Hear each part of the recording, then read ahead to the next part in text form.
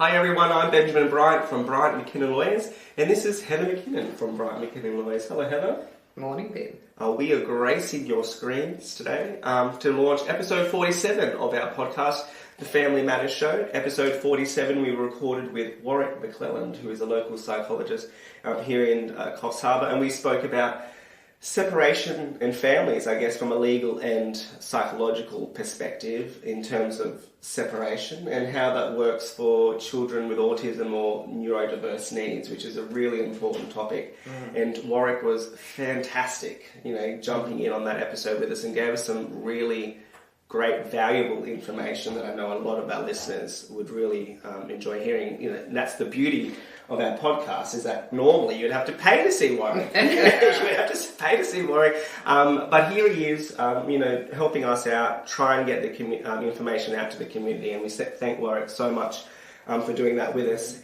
And I guess one of the key things that Warwick explained and that we discussed with him was it's not one size fits all in how you approach dealing or communicating a separation to children, especially with children with special needs, because as we know, children with special needs have different levels and different capabilities and interests and all sorts of things, and so you can't use a one size fits all approach, can you?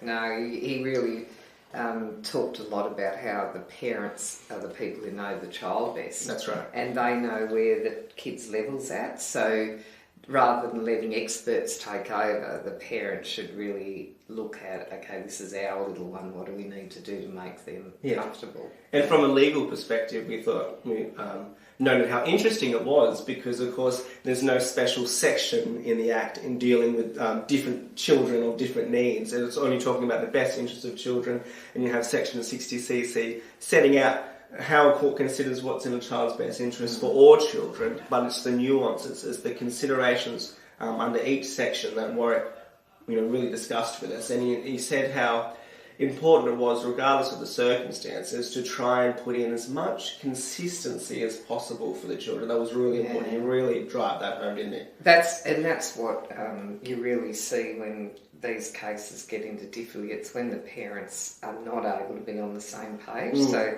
when you see parents who can work well, like I remember one where they had the same doona cover in the 6-year-old's house, so both houses had the same setup in the bed. So it's that detail that parents need to be aware of, and our job's to try and get them to set aside their angst and focus on how will that little one be able to adjust to two houses. And that's right, and I guess there's the consistency of how the parents are helping the child deal with what has happened in the past, trying to help them move forward, but there's also helping the child adjust to the new living arrangements, like you said, the new bed, the new bedspread, or the new room, the new bus, the new school, the new whatever. Do you know what I mean? It's so important to try and be on the same page and consistent, and like you said, Heather, that's pretty difficult to do. A lot of people cannot pull that off. There's a reason why couples separate, and when they're in the vortex, I guess you could say, it's very difficult for the parents to be so child-focused that they're putting all of those little tiny things,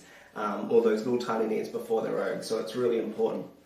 If this is interesting to you, or if this is applicable to you or anyone in your family or friendship group, check out episode 47 of the Family Matters Show podcast on our website, bryantmckinnon.com.au, or wherever you get your podcasts.